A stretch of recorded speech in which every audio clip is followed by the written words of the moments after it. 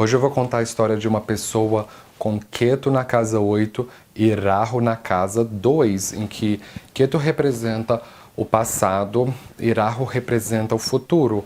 Então, esse indivíduo vem de um passado em que ele se submeteu muito aos valores, às regras e ao poder das outras pessoas.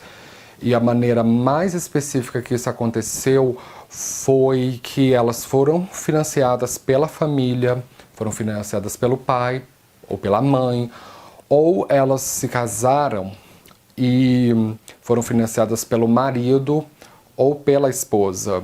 Então, quando ela foi financiada, ela, junto com isso, se submeteu aos valores das outras pessoas, ao poder das outras pessoas.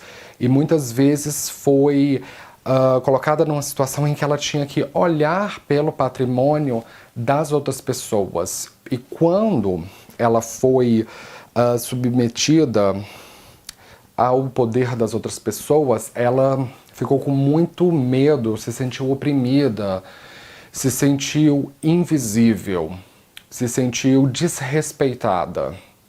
Então, a pessoa com Ketu na casa 8, ela se rebela contra isso. E a maneira que ela vai fazer isso vai ser se separando disso e indo em direção ao seu futuro, que é o Rahu na casa 2. Então, ela se rebela contra os valores das outras pessoas, buscando os seus próprios valores.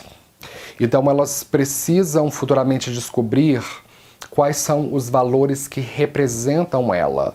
Porque aquilo que elas viveram foi o que a família ou o que o cônjuge impôs.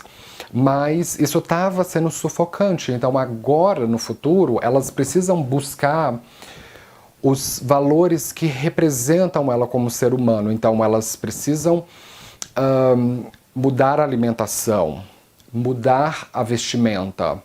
Então elas vão passar por muitas transformações nesse contexto. Escolher uma alimentação que agora represente os valores dela, porque antigamente talvez ela comesse carne ou comesse alimentos que intoxicavam o corpo, mas isso mudou. Agora elas pensam diferente, então a alimentação precisa refletir. Lógico que a alimentação é só um exemplo, pode ser vários outros tipos de valores, mas do caso da alimentação precisa refletir agora os seus novos valores. Então, talvez esses novos valores não cabe mais comer carne ou comer comidas industrializadas, carne bovina.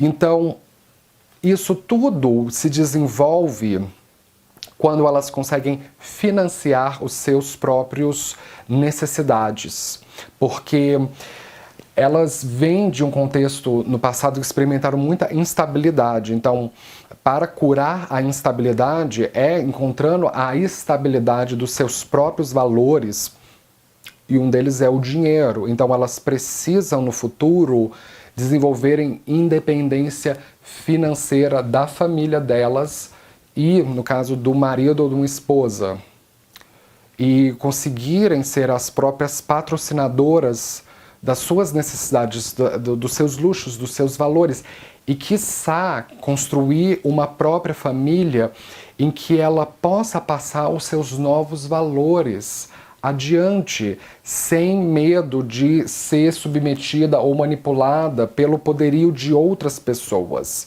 Então elas têm que desconstruir um contexto de hipervalorizar os outros, de o outro tem poder, o outro tem autoridade, o outro tem brilho, o outro tem sabedoria, e ela descobrir que ela tem valor, que ela tem brilho, que ela tem autoridade. Então elas precisam desenvolver isso, de perder esse medo de ser julgadas pelas outras pessoas e viverem mais verdadeiramente com seus próprios valores. Então é aí que elas reintegram o seu Rahu e o seu Ketu, e com isso já consolidado elas podem retornar para a convivência com as outras pessoas. Então elas entendem que os valores que elas consolidaram não são melhores ou piores que os valores das outras pessoas, são apenas diferentes, e que quando as pessoas toleram valores diferentes, elas podem conviver com mais paz e com mais harmonia.